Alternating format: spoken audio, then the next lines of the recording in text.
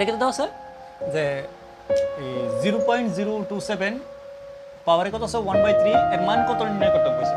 তাহলে সবচেয়ে প্রথম আমরা কিটা করবো এটারে, সবচেয়ে প্রথম বার করবো দেখো দশমিক ভাঙাবো, প্রথমে কি করবো আমরা দশমিক ভাঙাবো। দেখো কয়টা ঘর আছে 27 লিখলাম যে মেইন সংখ্যাটা আছে, তাই এটার থেকে কয় ঘর 1 2 3, তাহলে 1 লিখে 3টা শূন্য দেবো, ঠিক আছে।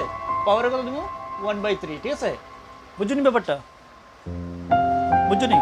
যদি বুঝে থাকো তাহলে দেখো এরপরে আবার কিটা করবো আমরা এটারে, এরপরে যেটা করবো 27 কিসের কিউব আছে 3 × 3 × 3, ঠিক আছে।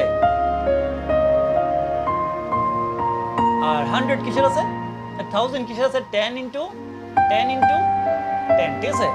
তাহলে যদি লিখি 1/3 তাহলে কত 3 কিউব